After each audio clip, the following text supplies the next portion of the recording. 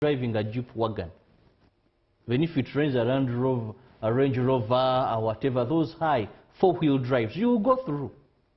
It may have a little bit of this, but you will go through. Right. Now, also, much as KCCA has its challenges, and some we cannot say exonerate them, there are weaknesses in KCCA, either intentional or not intentional. Because also have crafty Ugandans. I've seen where KCCA people come, they stop a person from constructing a structure at night as I'm coming to work, because we are nocturnals. At 4, you're seeing this per building. Now, by 6, the builders are gone. 6 a.m. These guys said at midnight, for them they work from midnight, 5 a.m. they are completing. Right. 6, they are all out. And even if KCCA came, it is deserted. There is nobody. There are those crafty people. But also we believe, that's why they have asked them for a report. That the reason you're giving, saying these people, bring a report. Let's see who are these notorious people. And what action have you taken? So we can blame that really if you're an authority, you have the authority and the power. Why are you not implementing this? One time there was a fire somewhere in Kampala, a certain building. The Department of Fire and Rescue Services of Police, that is the fire brigade, most people call it that way, came. And when they reached there, they said, no. I asked the fireman, but I don't see you with water. You know, he said, no, there's a fire hydrant. You know a fire hydrant? There's a fire hydrant. Now, they had a paper, like a map, that has fire hydrants in Kampala. And the fella was very assured that there was a water hydrant. Guess what? It had been removed. Not removed. Someone had constructed. Above it? Above it, a building, four-storage building, on a water hydrant. And someone allowed them to construct it. Now, these are things I'm talking about. You remind me of, you know, Mugamayanja. I got to learn that the so-called rich men keep on pouring soil in it so that it becomes leveled and they have the ability to construct on it. No. As we speak right now, someone is abusing that river. And also, I'm getting disappointed somehow. NEMA is doing a tremendous job as far as removing the poor from wetlands and restoring them. But I might be quick to say that I've seen a number of times. I don't know if there are legal constraints, I'm not an expert in law, that they fail to bring down these buildings. But it's very easy to remove these people who have yams, sugarcane in wetlands. Small houses, you saw that in our whatever, small houses. But these people that are rich, and I want to also bring this in Kampala, these people that are rich, these houses seemingly are very hard to stop. So we cannot say we are going to end flooding if there is selected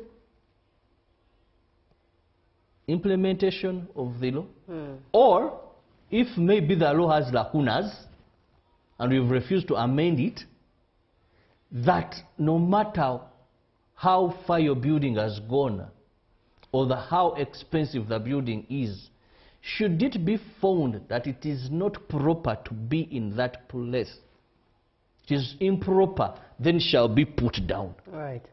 When we talk of these drainages, how do we enforce proper disposal? Because, Judy, I'll tell you, when it rains, look at most of these drainage channels. See the mineral water, see the water bottles, plastic water bottles. We have people who make it a habit that when it rains is when they dump their garbage. Yes, they wait for the rains. You wait. Then you see them come with sacks in some communities. Come with, I don't know if you've seen this, but I know our viewers have seen this. You're driving through, it is raining, you're in the car driving, and you see someone coming with a sack.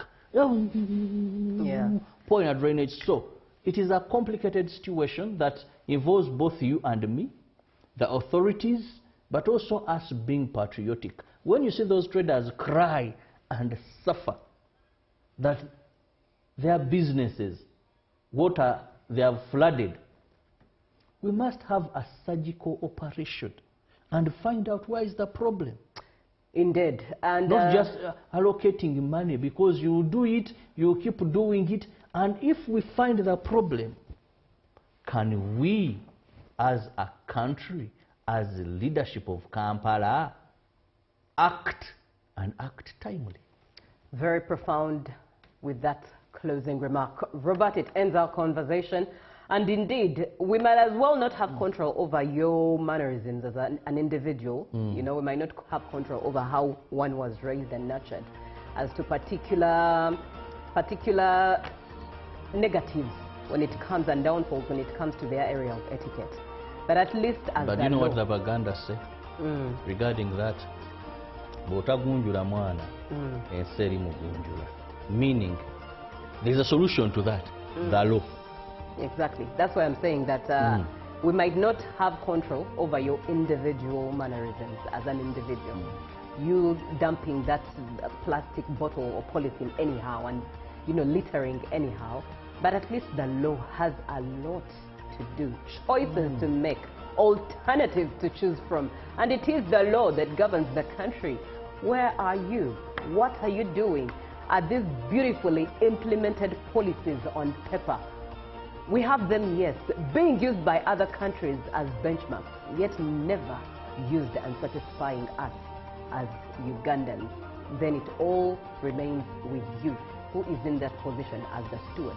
Take action and be that steward, held accountable and has a report to your Creator at the end of the day, because it is for God and my country. The conversation ends here. Up next is the GMU Tourism Express, and Robert will be coming up with business, and I'll be back with the agenda. Good morning.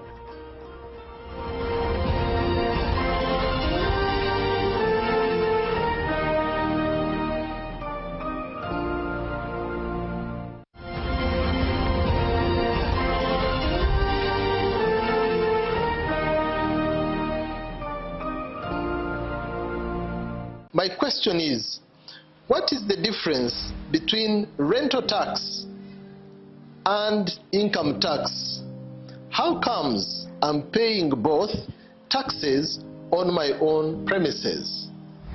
If you want to have a tin, but you are not making any income from your business, you should take on the obligation to continue filing your nil return. Commissioner General, to invest in taxation. When people understand taxes and they know the importance of taxes and they know the fair assessment of these taxes they're supposed to pay, I think everybody will embrace taxation. As banning groupage cargo clearance protects small traders who cannot afford to import full container loads individually and rely on consolidation to remain competitive.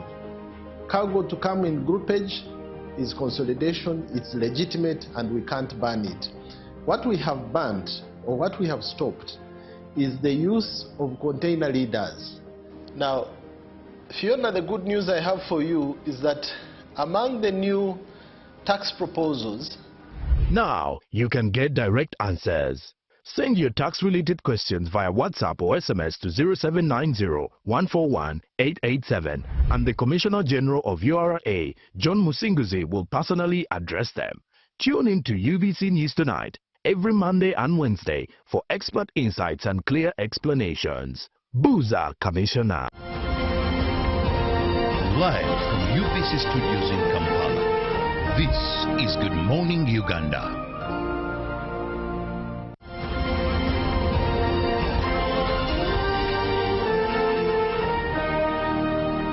Brought to you by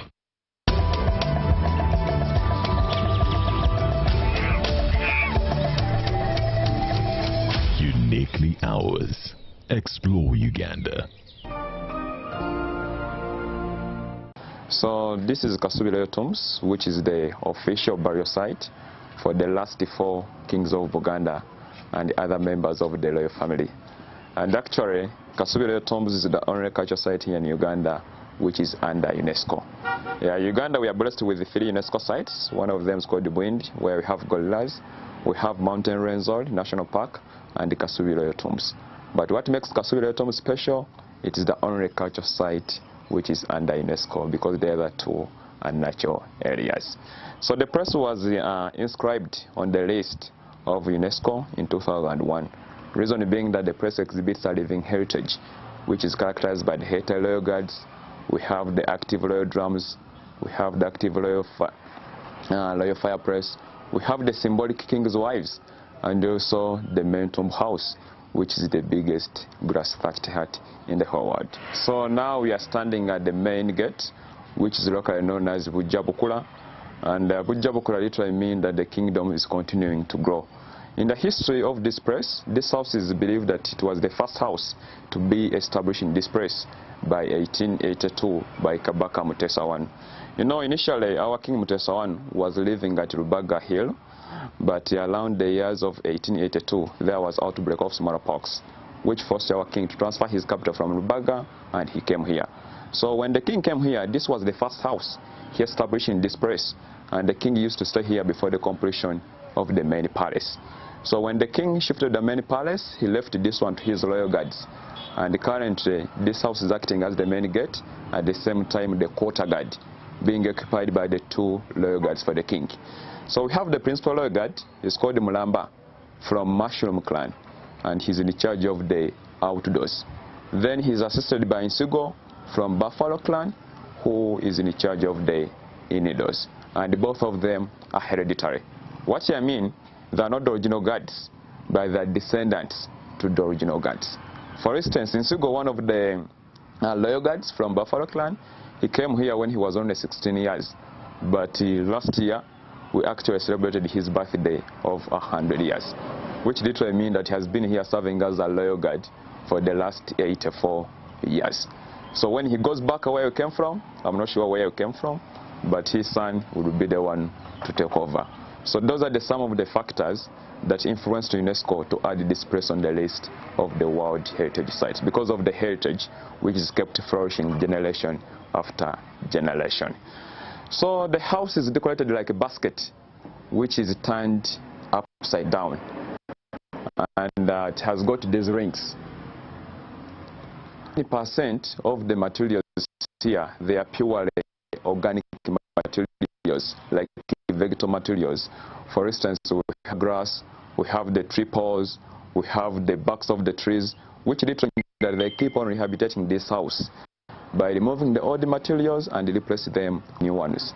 But in the apex here, we have got these special forings, being some of the original components of this house ever since it was established. It is believed that these rings were made and raised by the king himself. It was Kabaka Mutesa I. And the first ring in the middle represents the king himself, and was actually measured on the size of the king's head. Then we have the second ring, represents the members of the royal family. The third one representing the clan leaders, and the last one, the fourth one, represents the rest of the people in the kingdom, which literally means that the entire Buganda fraternity is represented here. So in case one of them suddenly falls down, the current king is the one in charge of putting it back, plus a lot of rituals which are performed. So they are untouchables. They are some of the original components of this house ever since it was established. And the house is decorated with low entrances, such that each and every individual who comes here must bow his or her head as well, paying maximum respect to the king. So there is no way you can access the king's palace minus bowing, either knowingly or unknowingly, either intentionally or unintentionally. You find yourself bowing. Yeah. So, as we said, it's like a basket turned upside down with these rings. You know, our kingdom is clan-based, whereby you have over 56 clans, and these rings are supposed to be representing the clans of our kingdom. But since this house is small, they cannot tally to the total number. But when you proceed in the main house, we shall see the number of rings being equivalent to the number of clans. So they symbolize the clans of our kingdom. As I said, that most of the materials are vegetal materials. 99% of the materials are vegetal materials. It literally means that they keep on rehabilitating the house by removing the old materials and replace them with the new ones. However, we have innovations like this slab cement. Those ones were introduced in the years of 1938 by our king. By then he was known as King Daudi Chwa, after visiting Europe, and he came up with some modernities.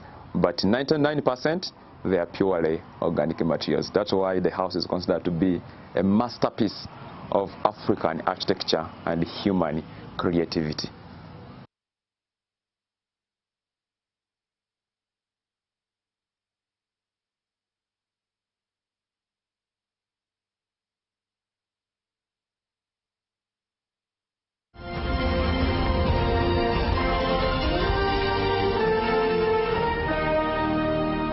Brought to you by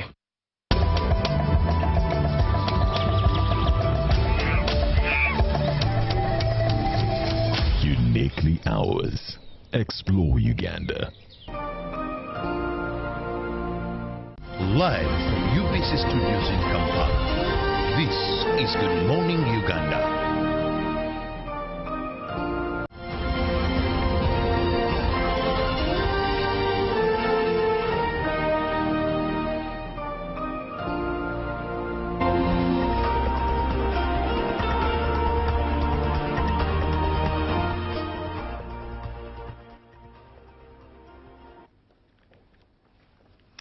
Thank you so much for being with us on UBC TV. Now it's time we talk business.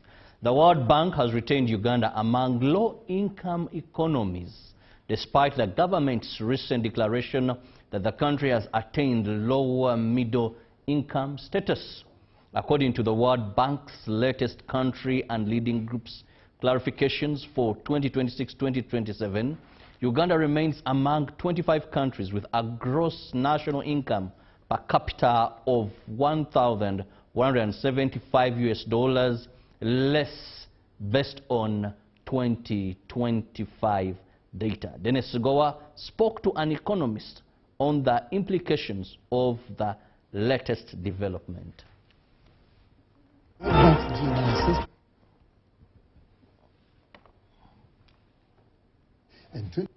The World Bank's GNI assessment and ranking comes barely a month after government announced in the 2026-2027 budget speech that Uganda had crossed the lower middle income threshold, with gross national income per capita rising to $1,389 US. So GNI per capita looks at the income that has been earned by residents of the country within, for example, this financial year, which we are talking about. So it means, if you look at this kind of... so the computation is from July to July? It's the financial year. That's what we are looking at, financial year. So if we look at that, in terms of gross national income, we are looking at total income received by Ugandans, both here and abroad, in this kind of, in a given period which we are looking at. But what does this divergence between the government assessment and the World Bank's classification mean for Uganda's economy, investment prospects and development ambitions? So by considering you as a lower income country, you are going to miss out on what you call some concessional loans. Some development assistance, you may not qualify for it. Because now people start to get worried whether you have capacity. Have you heard of appraisal?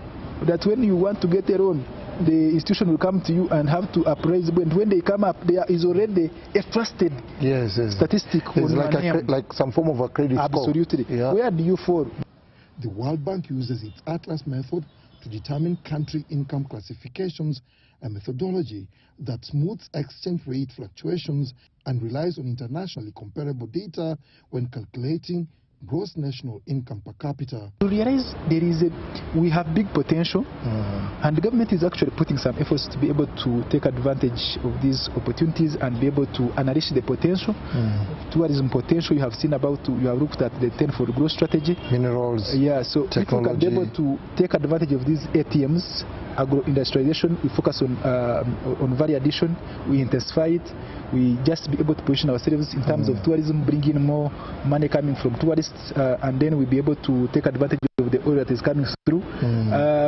You would expect that to be able to move into that level.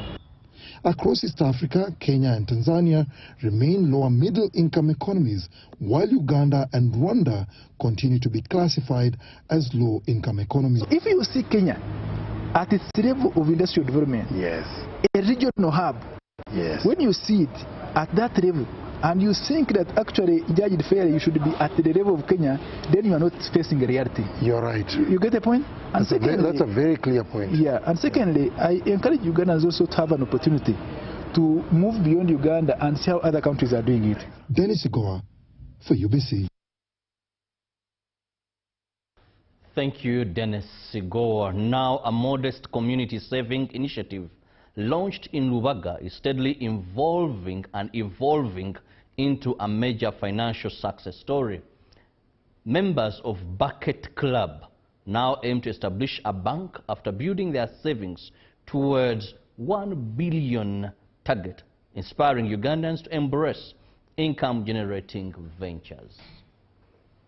Have over 500 million, and that money is in unit trust and other avenues, making profits.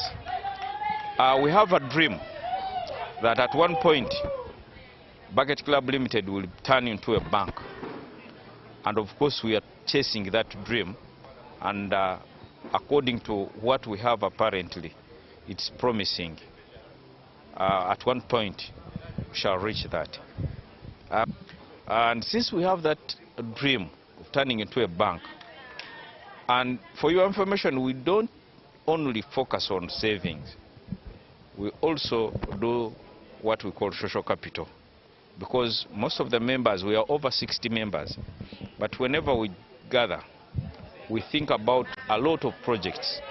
Besides the projects, I have told you of the social capital. Social capital, when our brother loses a relative, when our brother is preparing an introduction function or a wedding function, we always we have a standard amount we normally raise specifically for that member. And where we have moved, or where we are apparently, our members no longer go to banks looking for loans and the rest to put on much interest and the rest. Because out of the 500 million, our members borrow that money and put in some little interest of 2%. So members, Bucket Club members, they are very happy, and people have initiated or have welcomed the initiative that we are trying to put up. So I urge members who are outside there, if you don't have anything that can add on you, most especially off work, better look for one.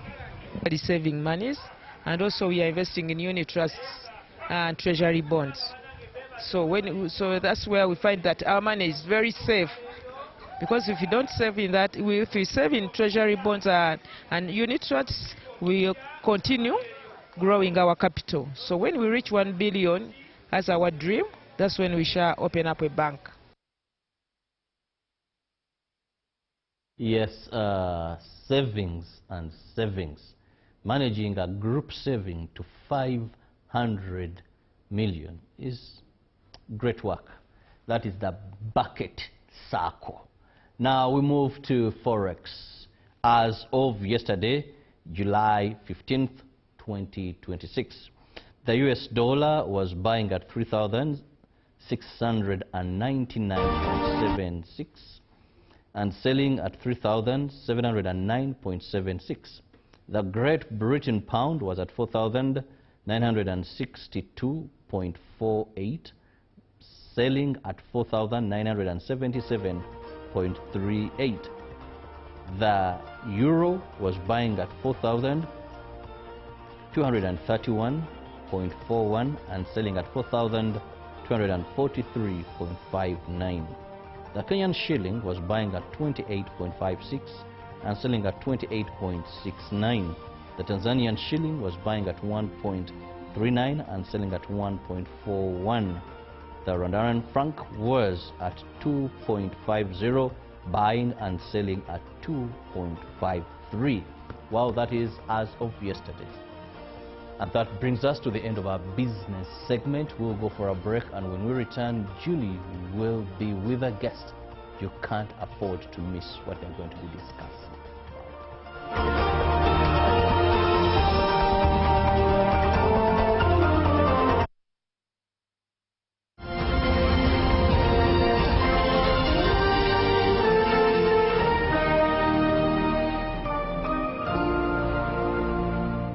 Of the day on UBC. He expected me to die like within the past 2 years. Out of the womb, the child will get pains, especially in the wrists. And this happens commonly when children are starting to walk. Was brought to you by I'll call you every day, yeah, yo, baby, don't know. You can now get all the Chibuzi out with MTN voice bundles. Call all networks. Kubei Dondoro. Buy a 25-minute voice bundle for only 1,000. Or buy any daily voice bundle of your choice. Dial *100 *21# and select daily, or use the My MTN app. When we talk together, we are unstoppable.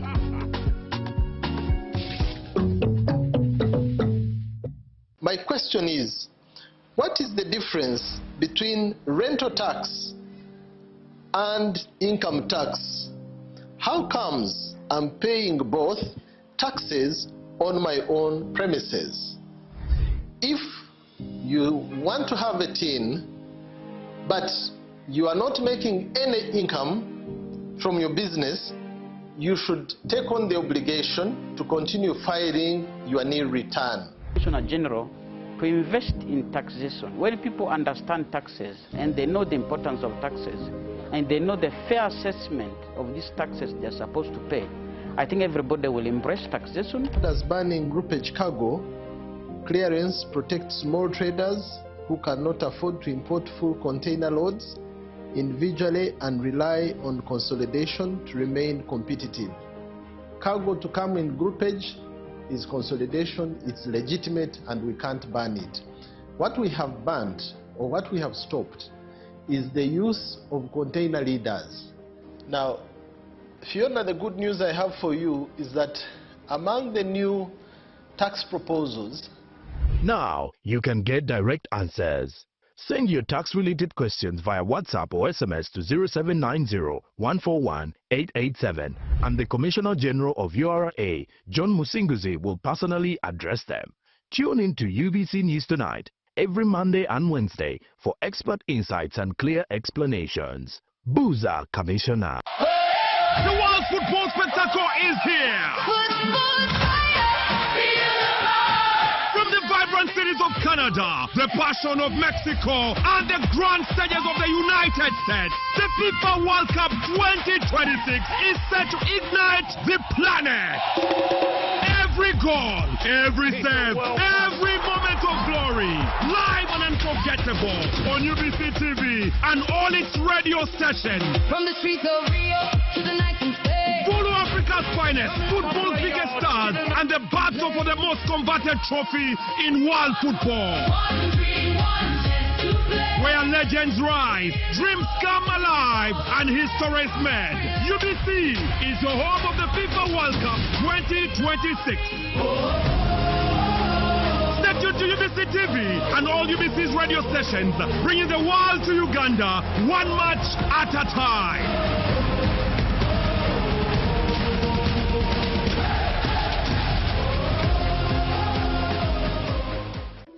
In a nation hungry for truth, a world where every story matters, there exists a beacon of trust and reliability. For decades, they've been our voice and our window to the world, holding the mirror of our history. With 4 TV stations and 11 radio channels spanning 27 languages, they stand as guardians of information, defenders of truth. With Mascari Heritage Advantage, they uphold every citizen's right to reliable and free information. Their archived stories shaped our past and illuminate our present. Yet now, as new challenges arise and the world evolves, their mission faces its greatest test yet. Be part of our journey and let's navigate the unknown, uncover the untold, and safeguard our future together. Tune into your public broadcaster, for it is the intersection of trust and truth.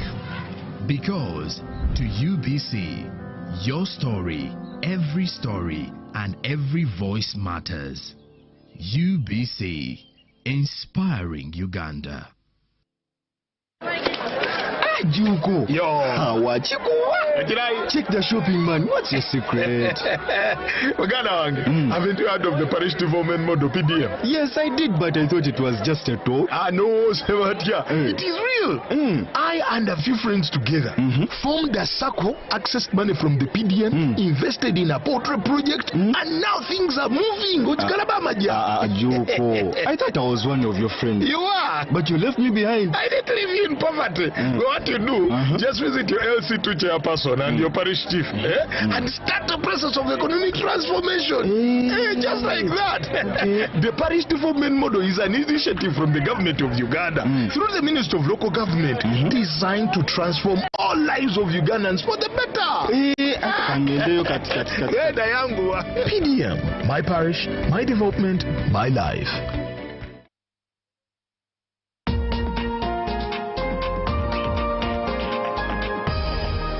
Program My School, a great students program and your answer to education perspective, giving you reason as to why you should pay school fees for a child's education, with items like students' talent, thoughts, adventures and skills showcased, leadership skills and all other activities plus concerns in various schools in your locations. Remember that our children are our future generation. Don't miss Program My School.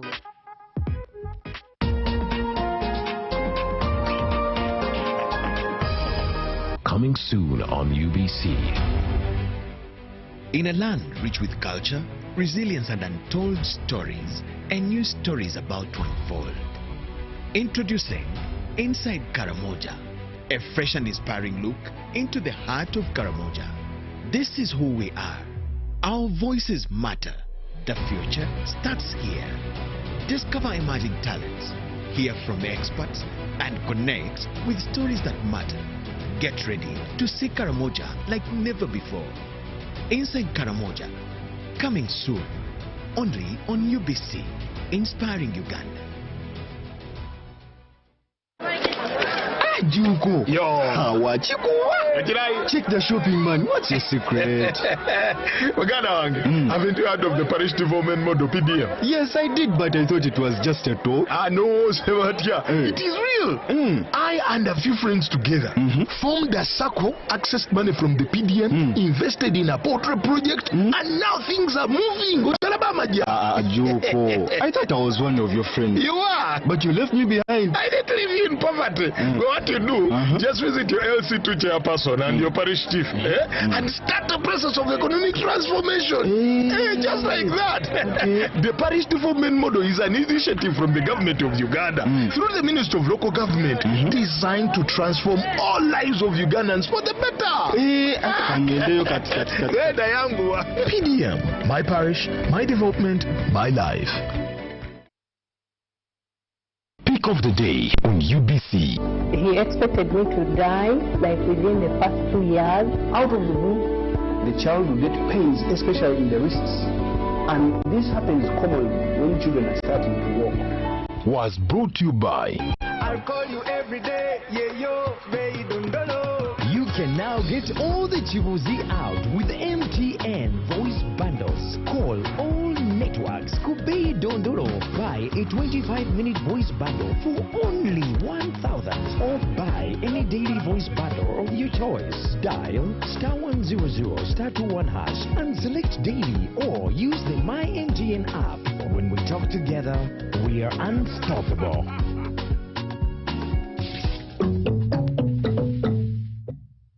Live from UBC Studios in Kampala, this is Good Morning Uganda.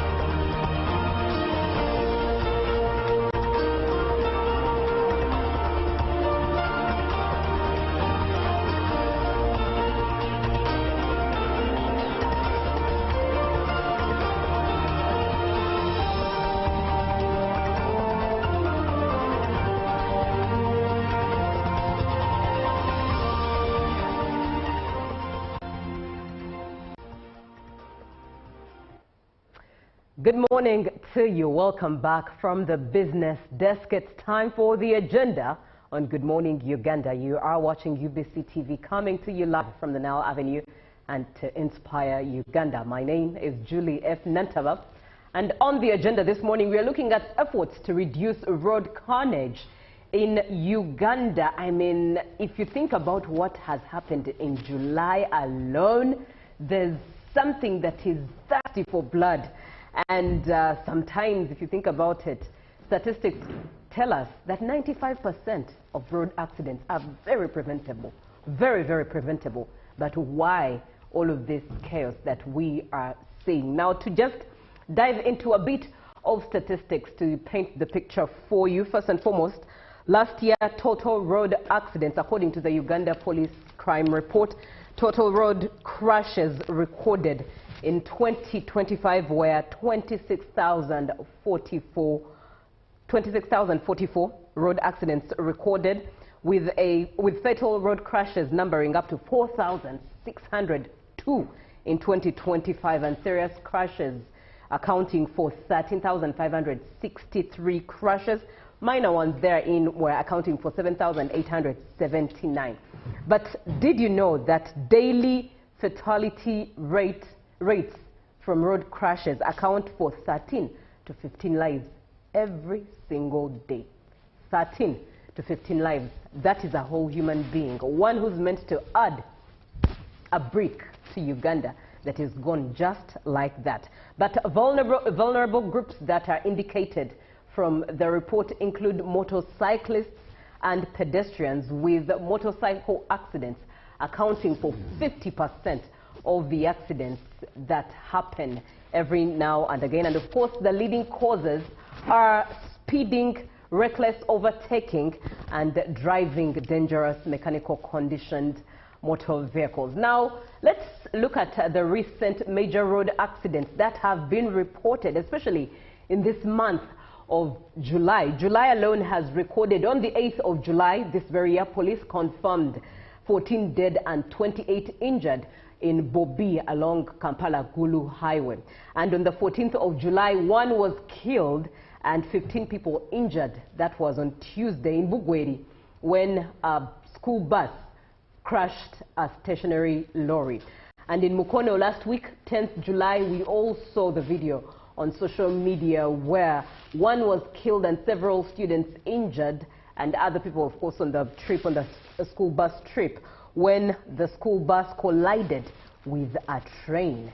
And we're here to understand, or maybe look at efforts that we can use together to reduce road carnage in Uganda. Now, to have this conversation with me is Mr. Tamale Wilson, who is the director of Country View Driving School.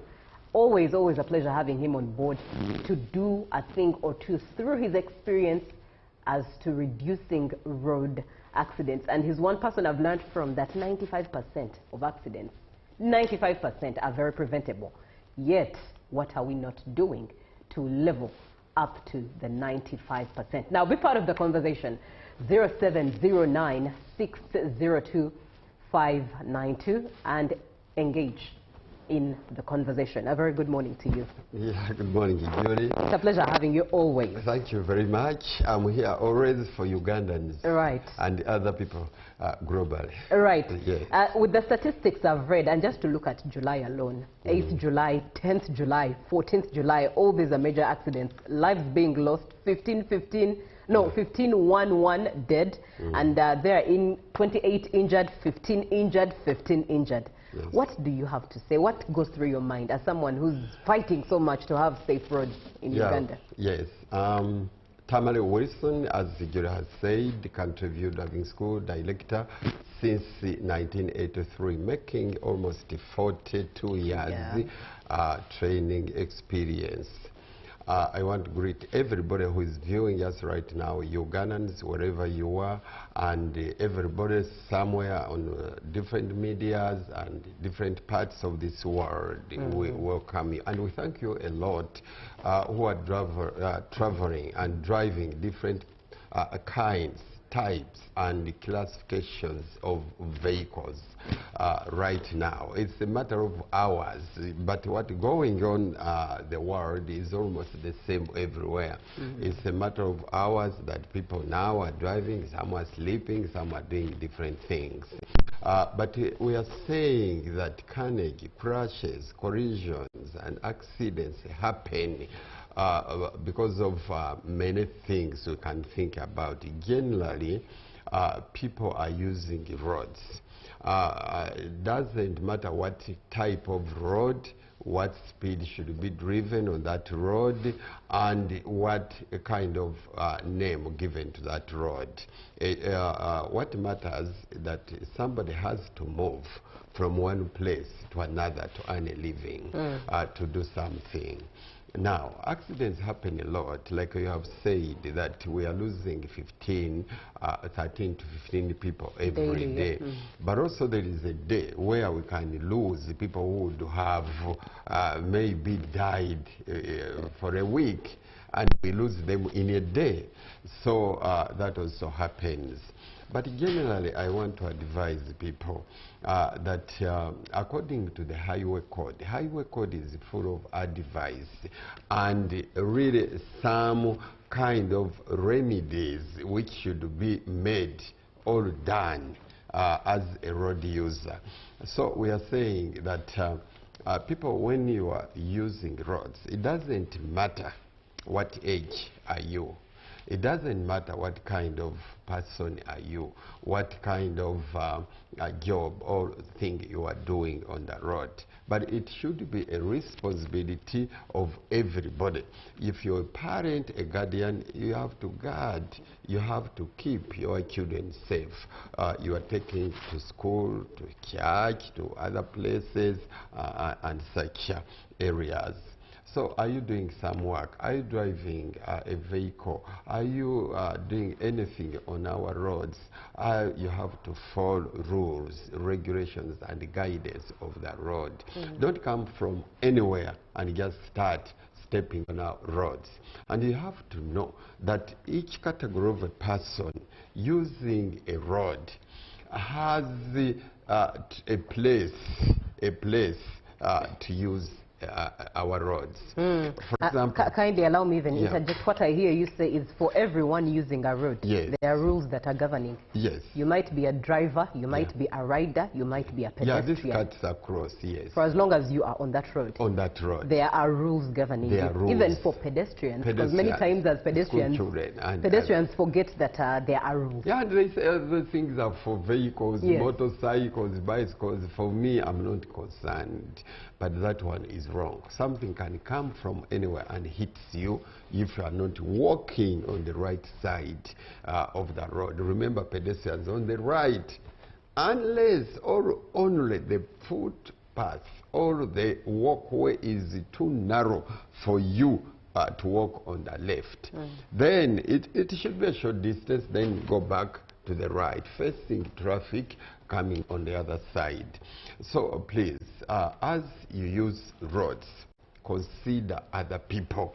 Because you are not alone on the road. You are not. There is no minute, there is no second when you won't see anybody in this world. Even if you go to villages, you'll find that there are some people in villages of different classes and categories doing different things.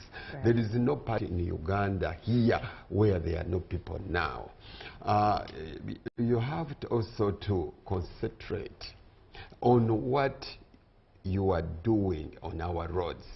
Keep our roads safe and clean as you are using them. Please use the vehicles which are in very good mechanical condition. Why do you bring a vehicle which doesn't brake? Why do you drive a vehicle which you have not trained? Because even in driving a vehicle, you must know that I've trained, I am qualified in that class of vehicle I'm doing, and which is doing different purposes. That means work, and also which has different weights, and also which has a different carry a lot, some different things, and I've loaded it very well, and I drive it at speed. Reckless also comes because of somebody doing things which is not expected of him, just not thinking about his age or her age, the people he is carrying in the vehicle or on the motorcycle or bicycle, and also people he is interacting with on the road. So please, when you are on the road, you have to make sure that you are doing those things in the right way. Consider others, be alert, be attentive, always think that I'm also going, and other people are using the road as well. Right. Now, allow me ask, what are those things that obstruct people while they're using the roads? Yes. Let me give you an example. People use roads, but there are some things which can wait, or which somebody can tolerate. But let me tell you, we are using machines which move. If you are seated in the office, if you are seated at your workplace, say market, maybe school, maybe hospital, you are operating something which is stationed there, stationary. It does not move. But you are using a machine which is moving. It might be automobile. Automobile means having engine, but it can be pedaled like bicycles and other things, all rolled by any means. You have to be careful as you are using that machine. People who are using different vehicles or types of vehicles have to make sure that they are not obstructed, like you said, by other things which come their way. Maybe somebody can be doing some things, there are some behaviors, and people don't think that being disciplined should be part of that person to do something. For example, if you are driving a bicycle, if you are moving on the road as a pedestrian, walking, if you are driving any class of vehicles doing different purposes, it might be private vehicle, family vehicle, but it is doing something because it takes you to work, or to school, or other things. If you are driving a PSV, public service vehicle, carrying many souls of people, if you are carrying goods or things using commercial vehicles of different weights and tonnage, you have to be very careful the way you handle that vehicle on the road. There are many things which will come your way as obstructions. Obstruction means diverting you from what you are doing. And some of them are just seen by our eyes. Some of them are just thought about. And some of them, thinking means brain. So if you come across such things, you have to be very careful. Some of the obstructions are other people, other road users, as we have already mentioned, doing different things on the road. Other road users range from people driving like you, or people moving on the side, or people doing other things on the road, and then they obstruct you. Some of them you might have interest, like between people, men, women, and such things.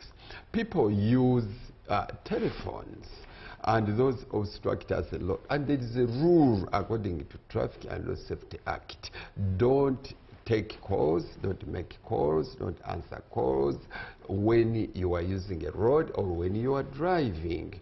Mr. Tamale, yes. lately because of technology, yes. people are answering calls through Bluetooth. They might not pick up, but they pick up even while they are driving. But in that way, you are dividing your mind. Obstruction means dividing your mind. So you're not supposed to pick yeah, up you are all not whatsoever. supposed to answer, to pick, to do anything.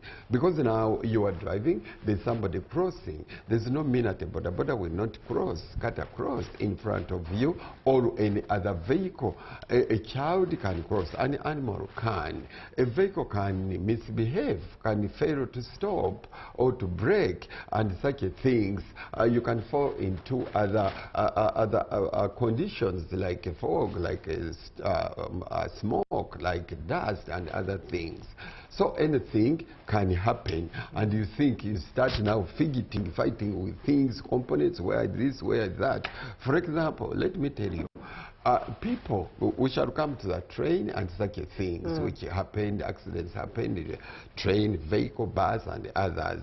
But let me tell you, a train, people think it might have some magnetic component or something to push away things or to move away things or to clear, like metallic things which can disturb its movement on the rail. But let me tell you, people think that a train has a magnet which pulls people or which does anything. Sometimes that's not true. But because the people are obstructed, for example, if somebody, I think they have that one, a train crashing with a bus. I hope our producer is able to play that video. That. Somebody can be moving on the road, somebody can be driving over that railway, somebody can be going through waters and hitting rocks and ice rocks and others. Somebody can be doing something else. But let me tell you something. Some obstruction can happen. Somebody can be driving a vehicle and it has some headsets. I don't know what size or what type. AirPods yes. And that somebody, a train comes. Remember, if a train comes, it starts blowing, hooting at a distance of 200, 100, 50 and more. So it starts from there. If somebody is putting headphones, listening to music or any other thing, which was the case in Mukono, which that might the driver be the case. had it happens to many people, even pedestrians. Yes. You can come across driving, somebody is on the road and he is walking on the carriageway, leaving the footpath, and you hoot at somebody and somebody does here until you go near and you stop and somebody looks at you and say, don't you have a horn? You see, if the train makes like that, like what happened there, that somebody will not hear. He will. But it's also said that in a railway, you do not, rather a train does not knock you. Yes. You knock the train. Yes. So in that example that most of us watched and saw, this bus driver knocked the train. Because a train has only one railway, one road.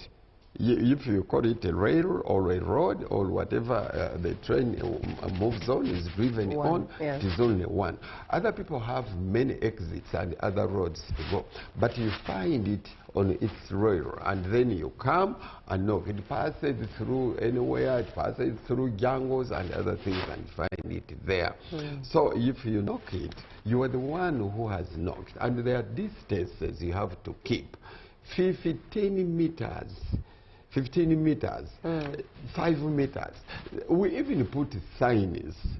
Signs, we put them 200, 100, or 50. There are signs which can be called actual, and there are signs we can call potential. So we put them there. For somebody, if you say stop sign, and we put it, stop sign is an order, and always put in a circle shape. It tells you you must do it or you must not if there is a perpendicular line. So we put it 50 meters, 100 or 200, and then you put it actual for you as you are approaching a stop line, a pedestrian crossing. If it is a junction box. And you have to know, Julie, that lines made by pedestrian crossings, stop lines, and also junction box, all those are parallel from each exit. So you have to stop there. Look right, look left. When they are constructing traffic lights, people who are about 100 meters or even 50 meters have to watch the light ahead of them. And the people who are approaching the stop line, they have to watch a light which is almost near them. So that one is concerned. So they considered that one, that somebody might not see this light which is a little far because of the obstacles made by other vehicles of different heights. So he will not be able to see. Yes. If you look at that video and you see that train moving, it has already started. You see now, you see that man, the way he was driving, maybe there was a policeman, maybe there were other road users, maybe there is a sign which he saw somewhere 50 meters, 100 meters, and that train might have, and it is clear that it starts from 200 meters to hood, and then you hear. If you put headsets or if you are obstructed by any means, you cannot listen. So as people are moving on the road, you have to make sure you look right, you look left, and always listen to what is happening. People have a habit of even closing themselves in vehicles, even if it's not raining or dusty or fog or night, because of your safety. Now if you see that one, that man, there was an obstruction. Really, there was an obstruction. Because there was even a police officer there was a police who might have tried to warn him. Yes. But a police officer couldn't do something to a person who cannot hear, who cannot listen even to the horn or listen even to him. So he cannot, because his mind was divided.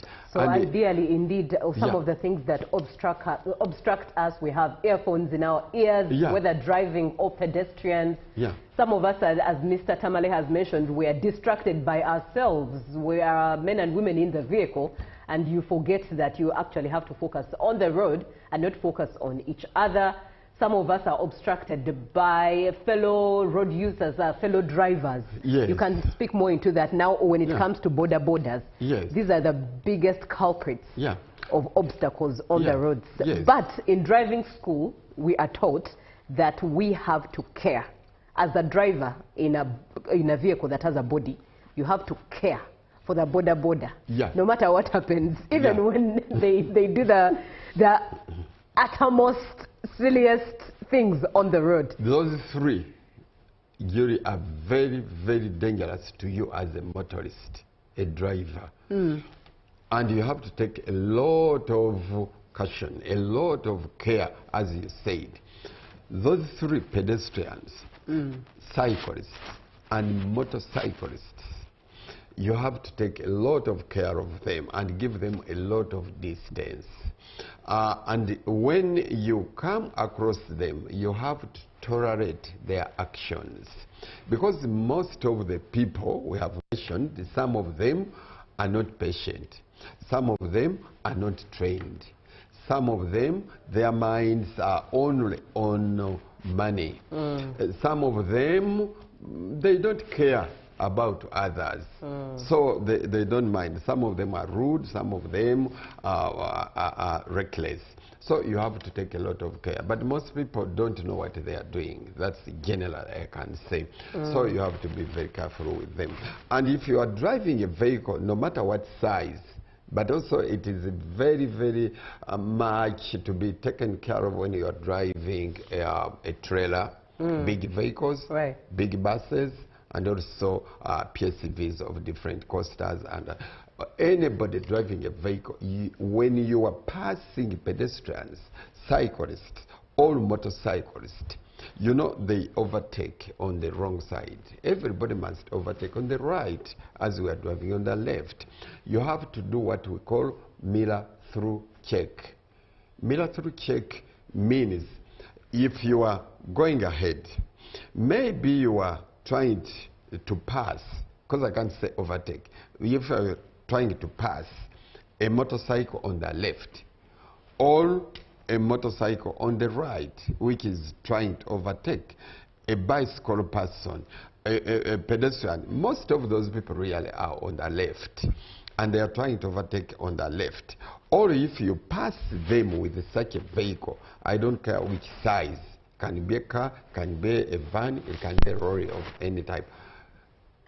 When you pass them, do what we call mirror through check as you are passing them. Right. One of them can fall into your tires.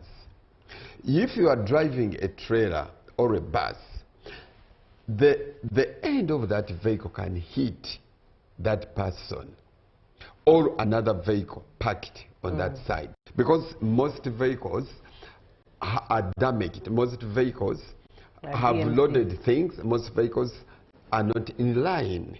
Their chassis maybe has a bend or something like that. So you have to do a mirror through check. So other obstructions, as we say, adverse conditions, road surface,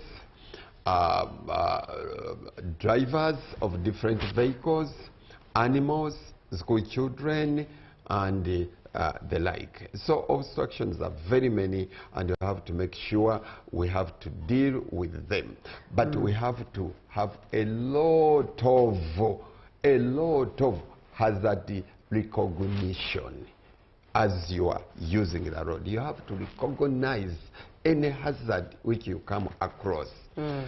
Put them in order of importance, and then actually think according to your training, according to experience, which to start with, which finishes me very quickly, what speed am I driving, and such things on the road. Right. Yes. We are looking at efforts to reduce road carnage on our roads here in Uganda. It's quite dire. The month of July alone has had quite a lot of dangerous accidents. Anyway, no accident is not dangerous, but those that we have so far reported in this month alone are those that are extreme, if you are to ask. And it's rampant compared to the year 2024. 2024 alone registered 25,107 road crashes. But in 2025, it increased. What exactly are we not doing? Phillips from Karamoja says, good morning, Julie and Mr. Wilson. Thank you for the talk show. And thank you for your continued education on the use of vehicles driven by drivers on the roads. My thinking on accidents on roads by vehicles and motorcycles is due to drivers who are not fully trained to understand road signs and regulations, being very impatient on the roads. Drivers or riders rush to overtake, yet one doesn't know what is ahead. Claiming to be an expert in driving or riding, this ambitious act leads to accidents. Driving and riding while under the influence of drugs or alcohol. Driving of government vehicles, military vehicles, think always that the road belongs to them. And sometimes it becomes a challenge for busy road users. They don't allow others to pass. Lack of respect for each other on the use of roads. Thank you, Phillips, for sharing those nuggets indeed as to how we are using the roads, yet we're not supposed to be using the roads like that. Now, that one, yes, that one has done very well. Yes, Phillips from Karamoja. Phillips from Karamoja. Imagine from there. Do they have lights, traffic lights, and signs are everywhere? Signs are everywhere, they are everywhere. Yes. But I think Philip talked about signs. If you allow me 1 second, for example, the signs for the train. Yes, elaborate, teach us on the road signs, because we see 50, a highway has 50 meters, but you realize that your driver is at 70. Yes. A busy road has 30. Yeah. But you realize that your driver is at 50. Yes. On a busy road. Yes. So educate us on exactly the speeds and the road signs, the different road signs. Yeah, different road signs. Now, before I come to the speeds, signs, let me talk more especially. I hope we also get a display of the road signs. Yeah, more especially I'm going to talk about what is going on in people's now mouth. In the town, the talk of the town, train, bus, trailer, bus, and others. Right. Let me talk about the 3 signs for the train. Train has all of them in a group of warning signs. Group of warning signs are in triangle upright. They might change the shape in different countries because of their system, land, and conditions. Adverse means winter, means summer, and other things. But mostly in Uganda we have road signs in triangular shape, red belted, and then background white. Then the picture in the triangle is black. For a train has three, you have to understand. Number one, that one which is in the triangle and it is across horizontally like a ladder, that one means that it is a warning sign which tells somebody that there is somebody who is guarding that place. And they put the line letters or bars, reflecting bars. If you come to such a sign which is on our screen, cross, those are junctions for trains. All right. So the trains are one going to Kasese, one going to Masaka, one. But they are all railroad. Junction, yes. A junction of a yes, railroad. Of a railroad. You have to be careful the way you are there. In most cases, why they say a train does not knock you, you are the one who has to follow the advice by the highway code that you have to stop about 50 meters away from the railroad crossing or the like. Another one, the third one, is where it is in the triangular shape as a picture, and it that one, like a railway or a train head, a train head. That one is where the driver sits and others. That one is positioned where there is no somebody to keep or to stop people who want to cross the railway. Drivers, pedestrians, and other people. So that one, usually we don't put somebody to stop people. Those are placed in upcountry, very far places. I don't deny that they can be in town as well, or in cities and towns. But those three, you have to be careful. That one, ladder type, that type, and also the cross. The junction. So yeah, the junctions. Yes. Yeah, among others, the signs, but signs are in groups. Warning groups, triangular. Right. Ordering group, circular, and then square blue, information, informative, yes. Rectangular green, guidance, so that you don't get lost, and also signals like a traffic light, road markings, which are drawn on the ground in different shapes, lines, oval, circles, and also triangle. This time upside down. Yeah. Yes, this time upside down as a road marking, and also signals on the vehicles made by our traffic, our guardian, and also signals made by driver by signal. Right. So those are the signs. And the triangular blue, because there's also triangle, but with the blue belt. Yes, yeah, those ones are there. So we shall, when we come back, we shall tackle one by one, right, and then people understand. Indeed. Now, you talked about you were talking about the signs on the road and how people should behave on the road. And that gentleman talked about vehicles, different vehicles, and behavior of different people. Let me tell you, when we are using roads, everybody is supposed to use a road. And that one, it's called a public road. Our viewers now can see the signs. Some of the signs are put on posts. Yes, they are put on the posts. Like that very sign is put 50 meters away from the scene. Right. 100 meters away, or 200, depending on the stretch and the speed driven there.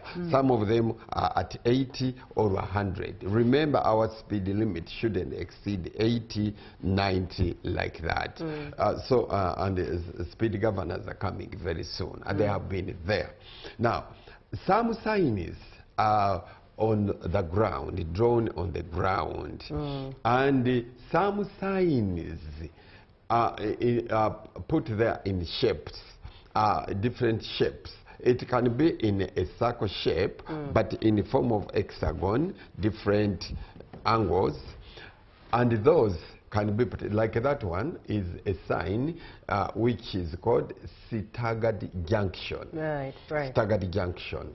That junction, let me give an example of where I'm staying. There is a junction coming from Nakulabye, Namilembe, the late Insibambi Road, and Mengo. And that one which goes to Monaco.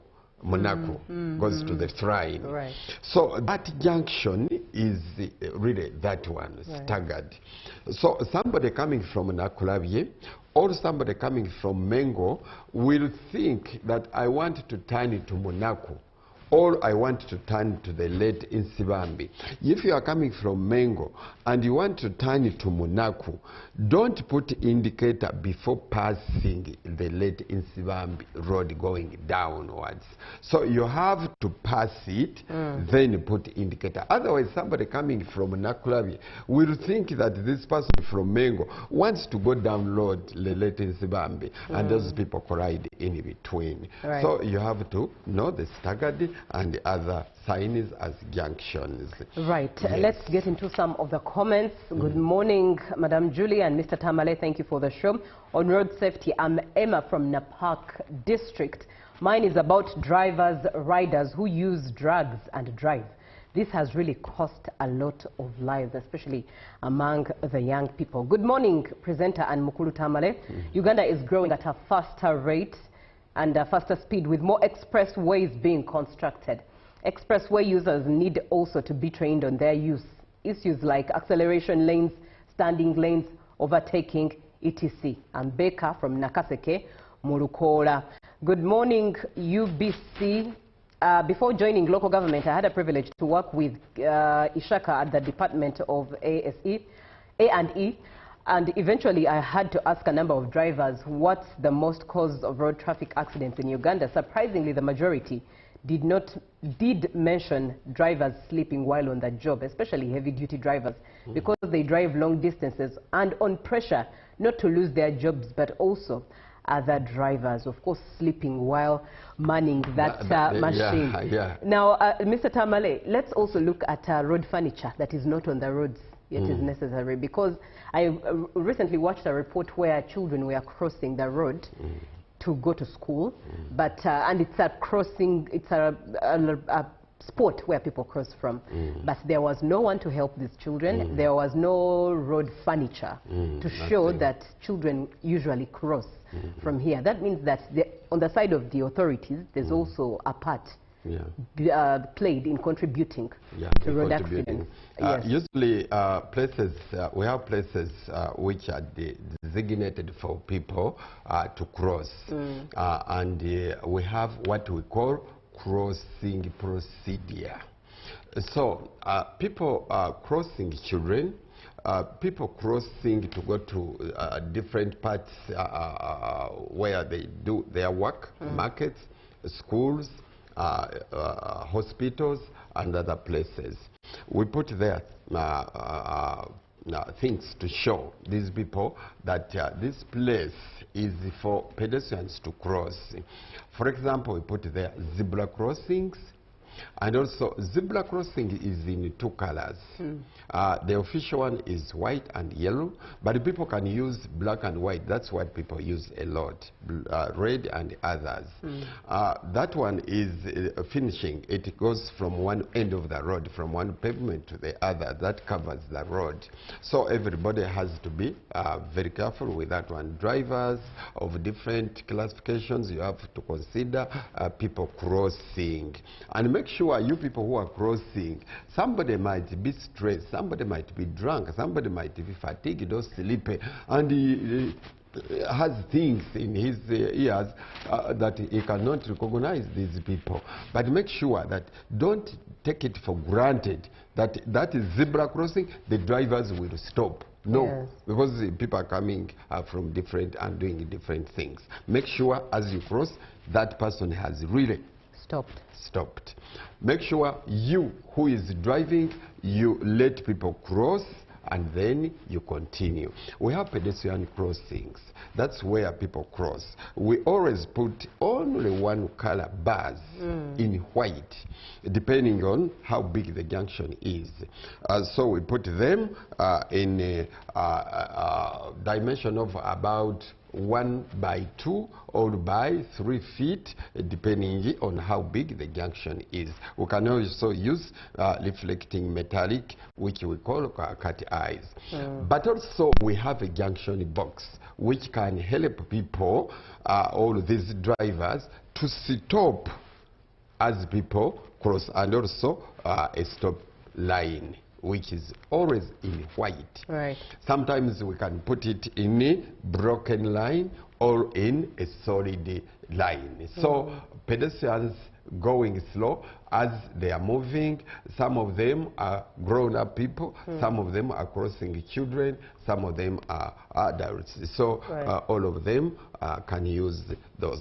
This business of going over, flying over our barriers, like in Kibuye and other things, people going over that one, somebody can slip and then fall into the tires of vehicles. So always see where there is a traffic person, there is a guardian, having also a flag to help people, children, school children, and the other adults.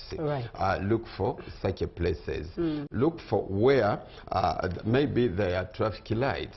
And where there are traffic lights, if the light says stop, nobody should stop. As pedestrians, you have your light, which is down. It's below other traffic lights. So in only two colors, green and red. If it shows green, pedestrian can start, but also looking right, left, and listening as you move. If you are rolling a bicycle which has a mechanical problem like a flat tire, don't just also roll it on the other side. Even if you want to pick somebody from there and you are on a motorcycle and you are going over a zebra crossing or a pedestrian crossing, don't drive that vehicle on engine. Just roll it and pick somebody on the other, like these people moving, or like a bicycle. Then you pick that person. Start your motorcycle and then move off. So all of those things are there for pedestrian to use and other motors. If the pedestrian light starts to twinkle like this, then don't start crossing. At that time, red is coming. And you remember it has two colors only, green and red. At that time, don't start, because as red starts, don't start moving. Cross one side of the road, stand all in the middle of the road. If there is an island, then cross the other side when the other road is clear. Right. Now, there are many things that you could learn from Mr. Tamale Wilson from Country View Driving School, but unfortunately, time is always such an enemy. So on that note, Mr. Tamale, how do people get in touch with you as you begin to give us your closing remarks? Yes. Country View Driving School is located in Nakulavia since 1983. That's the head office. I have other branches in Kilevi, I have other branches in Aluvuri, I have other branches in Gayaza, and in other parts, contacts in other. But what I've stressed on now is accommodation. People can come from wherever they are, up country, and I give you free accommodation. You pay some small money for food, and people come and learn driving. You can also find me on other contacts, like telephone 0772 410 480. Say it 0772 410 480. And the Airtel is 0702 28 6104. Because people are saying, you read it very quickly. 0702 28 6104. And the other medias are there. www.countryview.school.ug is the website. All right. And therein, I think something that you have pointed out is the fact that in case you're coming from up country, You are given accommodation as long as you sort what you eat, but learn how to drive on Uganda's roads the right way, because right is always better than good. We end the conversation here, and I think for me, my takeaways or highlights from that are the things I usually see, especially on Entebbe Road. Stop as a pedestrian, stop skipping over those guardrails. They are not meant for you to skip over.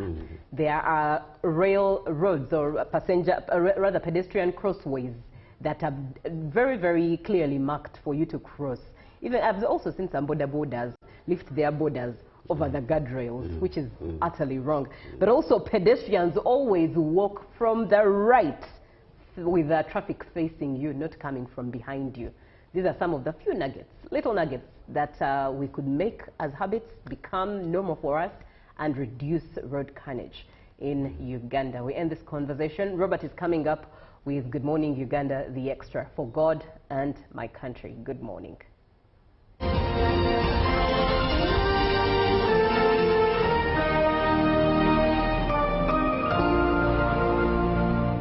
Live from UBC Studios in Kampala, this is Good Morning Uganda.